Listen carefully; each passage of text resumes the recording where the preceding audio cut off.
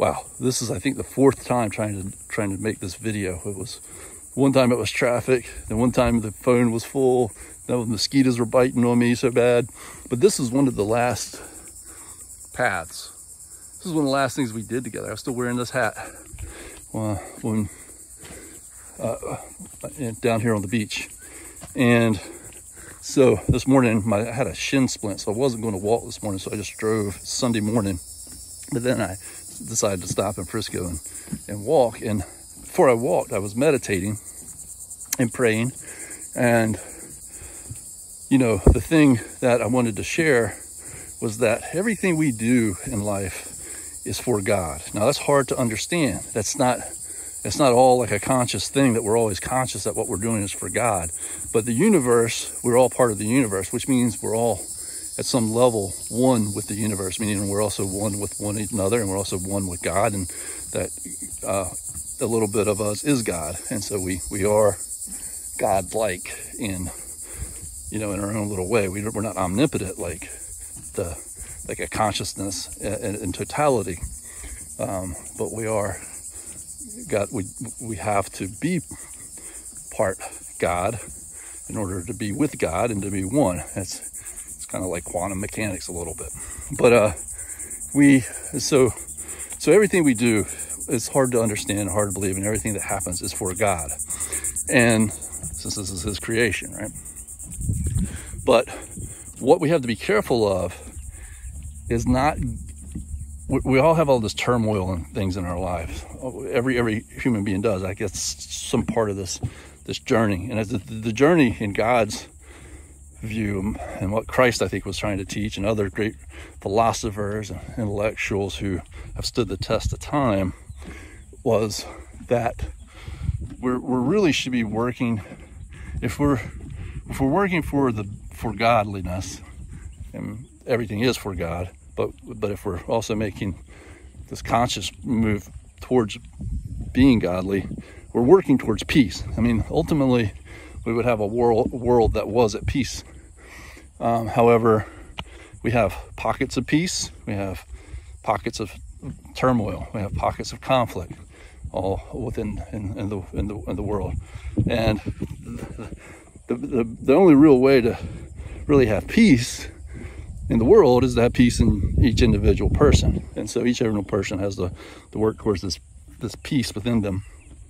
And that's as close as we're going to get, I think, until there's some further enlightenment on how to have a peaceful life. But a peaceful society is when individuals are working on peace within themselves. And all kinds of things are always pushing and disrupting on that idea of peacefulness. You can be a very peaceful person, then all of a sudden some external events can happen, and it changes everything around us, and now we're in a struggle to have internal peace, and it kind of these things can kind of snowball on themselves, and that's how the world gets into these terrible conflicts and whatnot.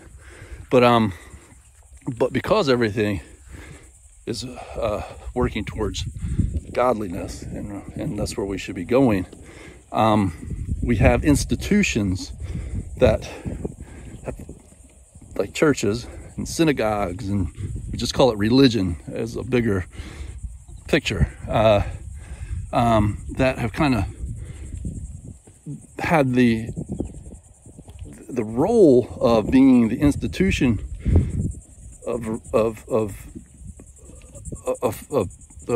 being with God. However, that's not exactly really what's happening there. What that's trying to do is create a safe haven for people to be with God. And some people are Christian, and some people are Muslim, and some people are Jewish, and some people are Hindu, and some people are religions that don't even really have a God figure in them. But most of the religions I just that I just named have us as a reflection of God. So there's like a personification of God, and then there's some religions that just leave God as a sort of a abstract kind of figure, and it's just the universe. But the point of all of that is that we want to find God for ourselves. Then you can be a part of any religion you want to be. So nature is a good place to think about that and to be a part of that. And hey, you guys have a good day. And it's a good place to start. And it's important that we don't let some of these man-made things, or if not even man-made, it's probably not even the right word, but man-discovered type things that we've discovered will kind of take a place in our brain that makes us feel for a short period of time, whether it's a behavior, whether it's an activity, whether it's a substance, whether it's this or that or the other, that tricks the brain for a short period of time that we're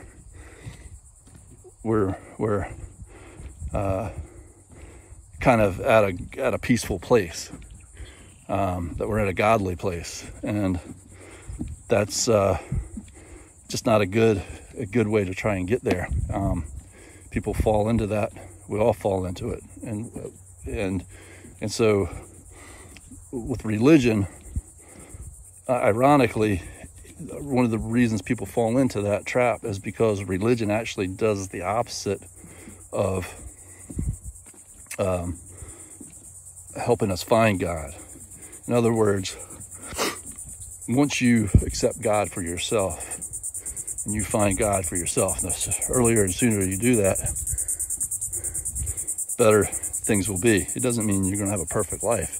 But if you can do that, then you can walk in to be a part of whatever religion you want to be a part of and participate in worshiping God with that group, with that religion, with that brotherhood, without having them as the God. And that's the tricky thing, is because a lot of us kind of see that in front of us and say, this religion, this religious organization is doing a lot of things that don't look very godly to me. And so, or they're being hypocritical or this or that or the other. And so I don't want to be a part of that. And then you're left in isolation in a way, spiritual isolation. And so people will go find other ways to try and have some sort of uplifting experience. But it's a fake uplifting experience. It's not fake, it is real, but it's a fake godliness. It's a fake peacefulness, I guess is what I should say. For whatever reason, it's all part of God's journey and whatnot. So I don't know how to answer that paradox, however, other than to say that we, as a general rule, should be working towards finding the fulfillment and peacefulness within us rather than from externally. And then once you can say, my relationship with God is my individual relationship with God, and I believe in a God, or if you want to use the term believe, or let me just put it more scientific, not scientifically, but more in an there is really resounding research even for people who are not even believers in God, that spirituality and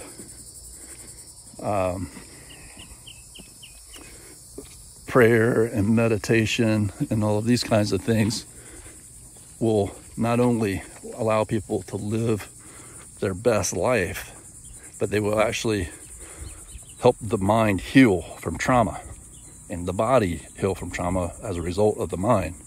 And this is irrefutable evidence of this. So this is even without people who believe in God. In other words, they're saying, I can believe in the concept of God without even believing in God and the power of that. So, so again, a lot of times that has to do with, being present and a lot of times a good place to do that, again, is in nature, but you have to train your mind so that you're doing it everywhere, whether you're sitting in a classroom, you're still, you're still in this state of oneness, being present, knowing where your surroundings are, and that it's all at that moment in time is the only moment in time that you really have, and the future and the past are they're not. You don't live in the future or the past. You live in the now, and that's God's now, and those kinds of things, and that you don't want to do anything to try and bypass that. And so once you can believe in God and have a relationship of your own terms with what God is, then it's easy to be a part of religion, because you're being part of that religion with all of its flaws, and you can leave that religion if you deem necessary, or you can leave a church that's in the same religion, but to go to another church because you don't think that the church is practicing godliness in the way that feels right to you. Or you can try to speak up in a religion. You can do a lot of different ways of things, but the number one thing is you have to establish God in yourself. You have to bring God out in yourself. You have to accept God. I think gratitude is a great way to do that. I think when we talk about, there's gratitude in terms of, like, people think of just being grateful and thankful for like actions in the world, and that's important. And then there's gratitude in the sense of a state of mind. And I kind of just made this little definition of gratitude as a deep appreciation for being, or a deep appreciation for being a part of the universe, a great appreciation for being here, for being present. And so what I'm trying to say is, don't be scared to believe in God, and don't think that you have to go through a religion to have a relationship with God. And the fact that being a part of a religion, a philosophy, whatever, is going to be easier once you have accepted God.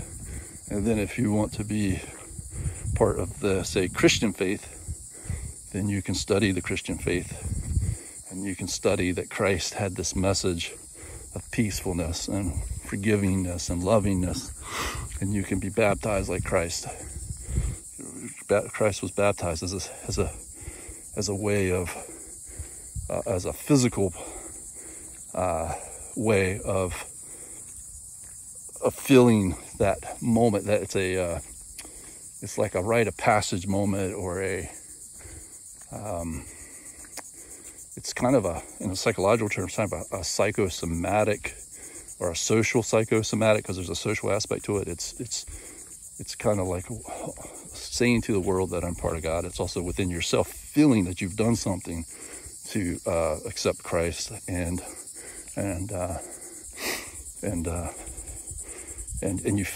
you're also creating a like a nervous system response in doing that. So then you can choose those things much more easily, and you can and you don't have to have a religious authority telling you what your relationship with God is, but helping guide the relationship is what you want. And you can have multiple ways of doing that. You don't have to just be like, I'm a member of this church, so I can't do this other thing that also helps me with my spirituality. That's not how that has to be. So I love you, and This is like my 5th time trying to make this little message and video, and from the distractions of people to bugs to the memory on the phone to everything. It's been kind of a challenge, but I love you, and this little place down here in Frisco does have a special place in my heart, because I remember bringing you here, and I love you.